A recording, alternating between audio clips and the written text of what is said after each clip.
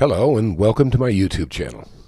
In these videos I'm going to show you the process of repairing electronics and the logical steps that make troubleshooting easier. I will be doing repairs on actual equipment that people have given me to fix, and some of it will be on site. The videos will be real and include many mistakes because as I go down the troubleshooting path, there will be many red herrings that will take me off on a wild goose chase. These detours are normal, but the good technician can realize fairly early on that the path will lead to nowhere. From time to time, I will also be building various devices, mostly along the lines of test equipment. I have no affiliations with any manufacturer, so if I give an opinion as to the build quality or actual functionality of a particular piece of equipment, I'm not doing so at the behest of anyone. Electronics repair is basically a pretty well-defined set of steps along a logical path that narrows down the problem to one or at least very few outcomes. Once you have learned the basics of electronics and how to read a schematic, the process is not nearly as magical as it seems at first. I hope you enjoy these videos, and comments are welcome, good or bad. I learn by mistakes, and there are much better technicians out there than I, and I welcome their criticism or praise. This first video is a description of my workbench and the equipment I use. You will notice that most of my test equipment is older, but all of it is functional, and most of it I've had to repair before I could use it. My bench consists of just the basics needed, plus a few goodies that I have either built or bought cheap on eBay. Thanks for watching. The first thing I have, arguably the most important thing I have, is a good number of meters. Most of them are digital, but there are also a couple of analog meters, which you need from time to time. This particular one is a Vici VC8145. It's by no means the best meter ever made, but it does the job, and it has a minimal capacitance range and an output with variable duty cycle square waves and different frequencies. It comes in handy, and it's accurate enough for me. That little thing above it that says IR tester is something I built because I got sick of not knowing whether my remote control devices were working or not. All it does is flash a light when you point a remote control at it or anything that uses infrared technology. This next meter is a Fluke T12A that I got on eBay for less than $20.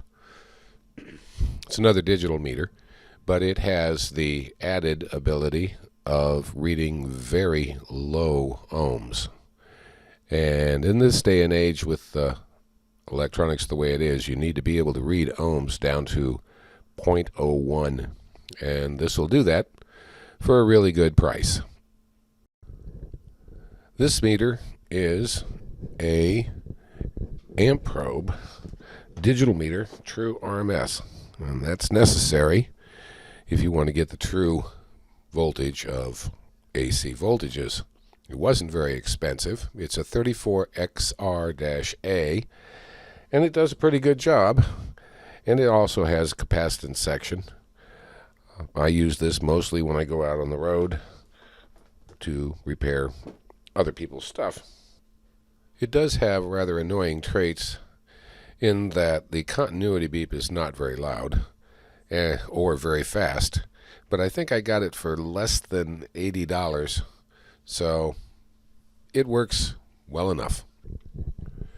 This next meter is a Sencor DVM32. It's old and I had to fix it before I could use it, but it has the interesting ability to never have to change leads. You just turn the switch to what you want, and that's what's going to display. It also goes off if it sees 0 or close to 0 on the display, so it saves batteries. One of the other things it has is a 20 mega ohm scale. So it's just the opposite of the Fluke 8012 in that it will read very high resistances fairly accurately. but it just sits here most of the time. My next most important piece of equipment is my oscilloscope. This is a Tektronix 2221A. It's a 100 megahertz dual channel storage oscilloscope, digitally storage oscilloscope. A good oscilloscope is very necessary in electronics, and this one does the job for me. I got it, I think, for about $150 on eBay, and it works. I didn't have to do anything to it for a change. The next piece of equipment is a ProTech B818 frequency counter and events counter. That means that it'll count both frequencies and a number of on-offs or any events that it sees that go above or below a certain threshold of voltage. You have to have a good frequency counter anymore, or before. And since I do a lot of RF work, it's good to have one that goes up high enough in frequency. And this one will go up into the gigahertz range. That's 1,000 million cycles per second, or hertz as they call them now. That one I didn't have to repair either, and I've had it for a long time. I can't even remember where I got it. Next we have a Raykel Dana 20 megahertz log linear sweep generator. This one is a model F77. I got this off of eBay for about $40 or $45, I can't remember. And I had to fix it. There was something wrong with it. I can't remember exactly what it was. Something to do with the sweep didn't work. And, of course, all the pots were dirty and the switches were dirty. This is an old piece of equipment back into the 80s. But the frequency goes high enough for me to test lots of things, like 10.7 megahertz IFs in radios or anything else I want. So it's very handy to have one that works well and that is calibrated. I did calibrate this one. It took a long time, and I actually had to buy the manual for it because I couldn't find one for free. It's a lot more than most people need, but if you do things in radio, especially two-way radio, you need one with this kind of a frequency range. Next is a Fluke 6060A AN frequency generator.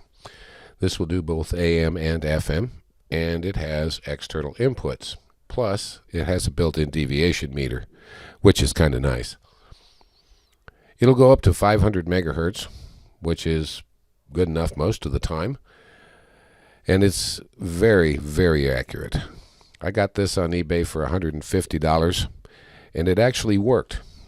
It looks like it's been through a war and lost, but it functions, so I'm happy about that. It was a very expensive piece of equipment when it was built, but it's seen its day, but it serves my purposes quite well. And this is pretty much my pride and joy. This is a communications receiver monitor. It's a Cushman CE6A. I won this on eBay on a bid for $125, and I'm not even really sure why, because they go for a lot more than that. When I got it, it did not function very well. I had to fix it, and let me tell you, the insides of this thing is pretty complicated. I got the manual for it and set about tearing it apart and finally got it fixed.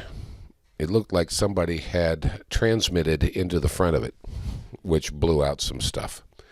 But what it does is it allows me to monitor frequencies from just about any frequency I want, from 500 kilohertz up to 2 gigahertz, and see what it sounds like, what the deviation is, what the AM amplitude is, or depending on what kind of plugins you've got in it, you can actually transmit with it too. It has a frequency generator that will go up to 1.99999 gigahertz, and it with amplitude modulation, frequency modulation, or you can do single sideband on it.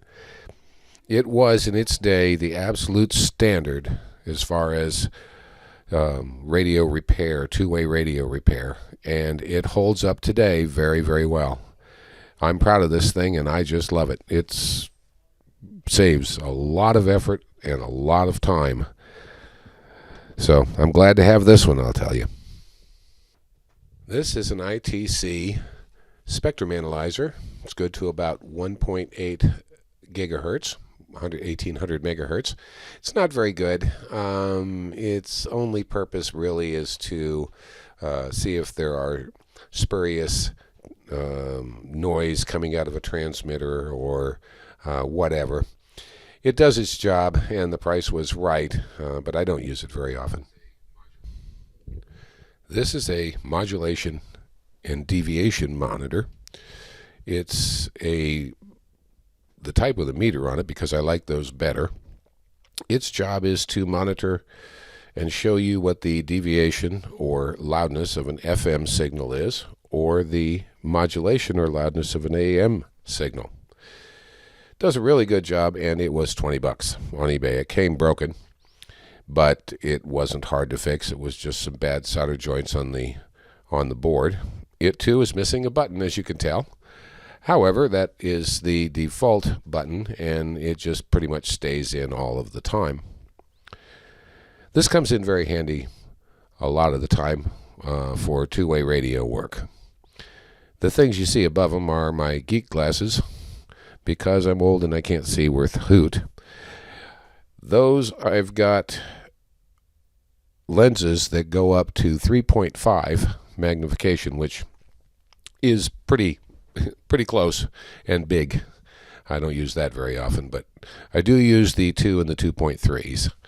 Very necessary since I don't have a microscope yet.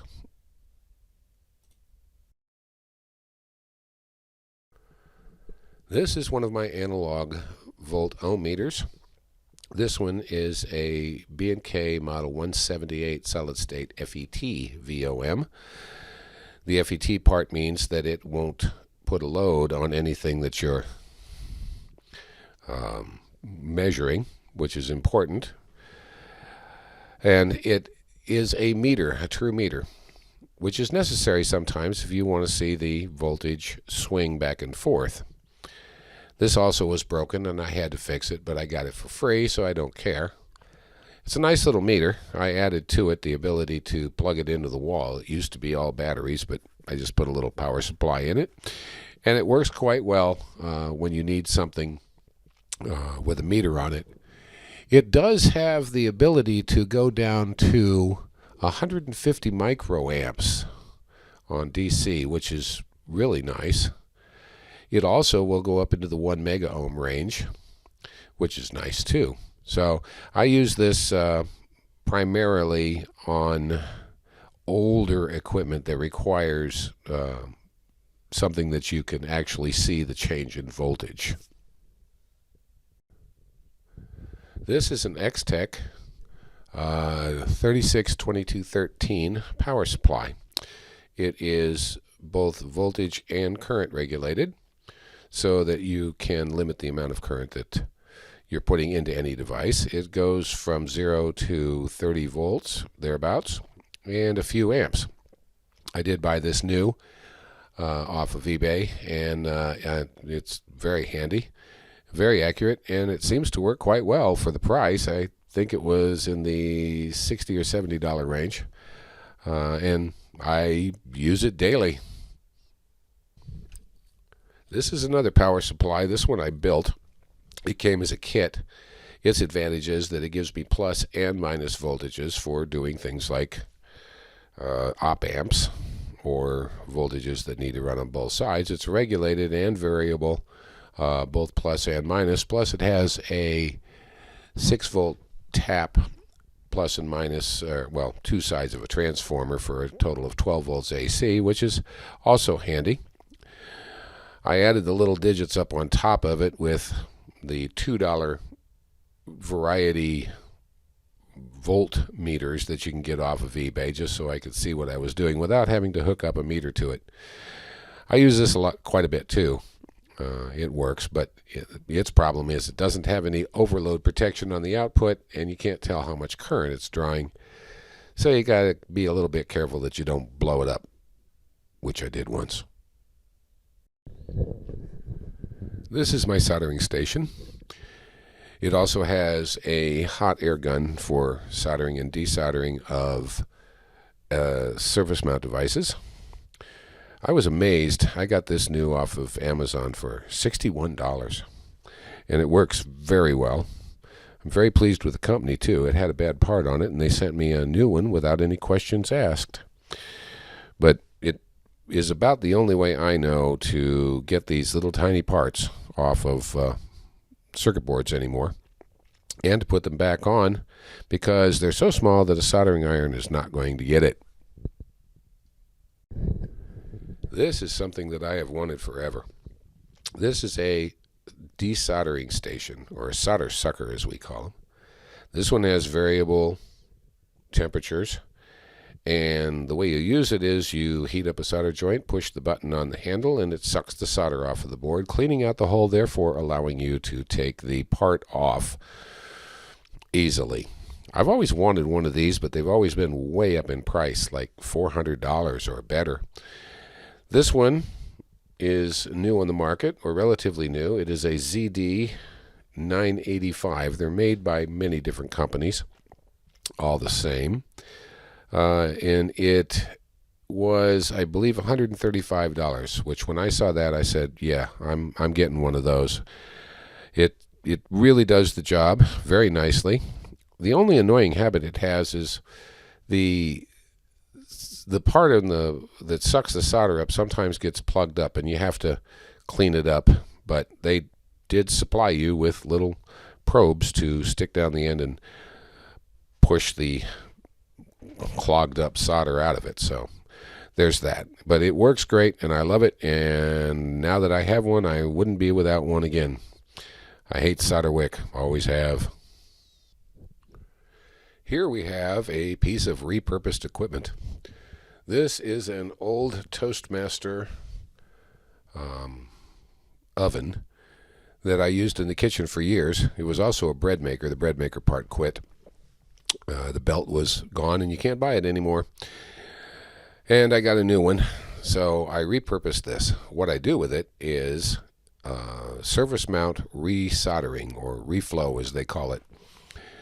On this new stuff, the new boards, you have to be able to put the little teeny tiny chips and ICs and resistors and capacitors and diodes on the board very carefully with a little bit of glue, put them all in one spot, heat it up so that the solder paste melts and flows, and then everything will stick to the board. And you have to have something that's pretty well controlled in temperature.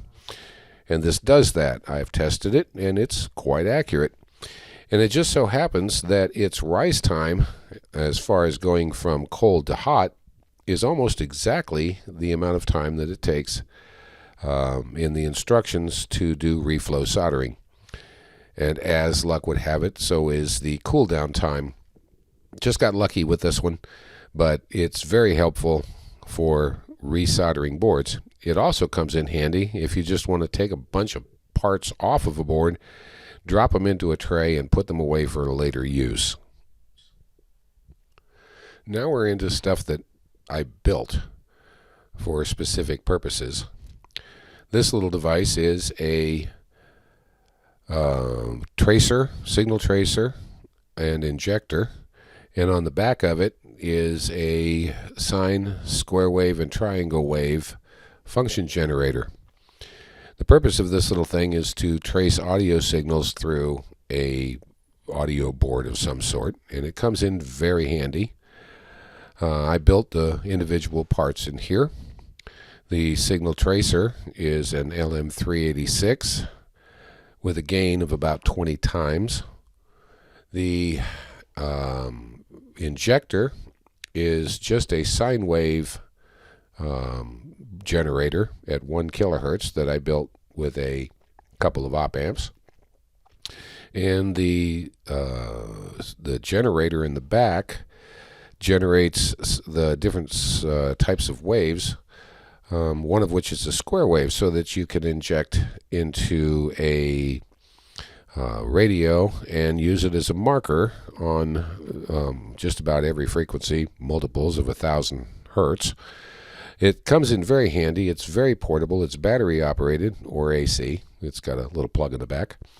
And I use it a lot out in the field.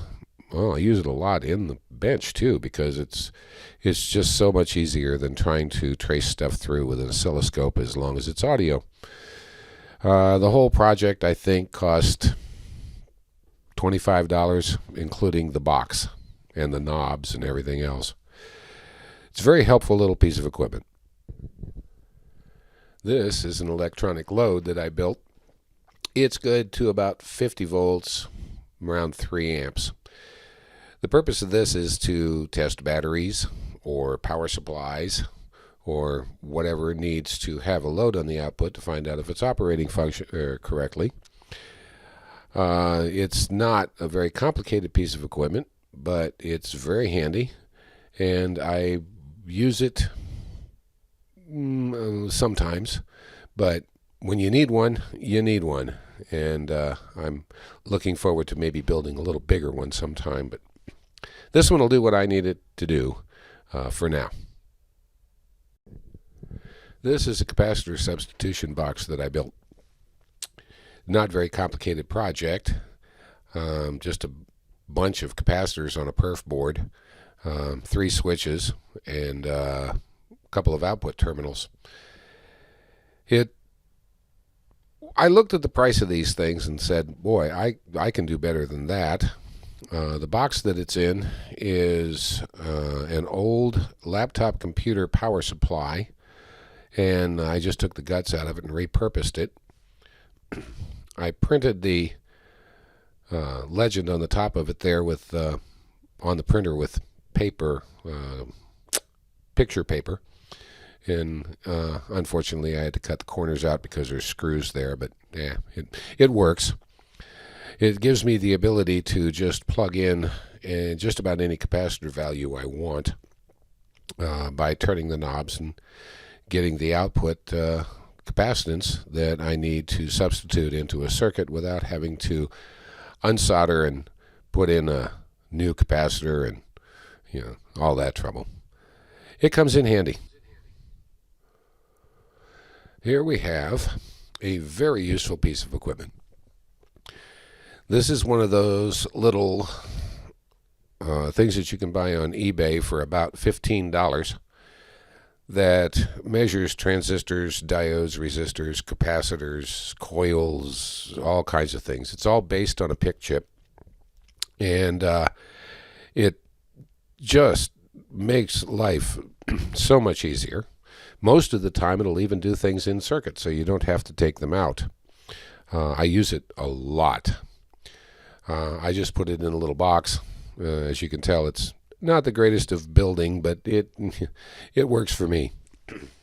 Also in that box is a Zener Diode Tester to find out what the voltage is on Zeners.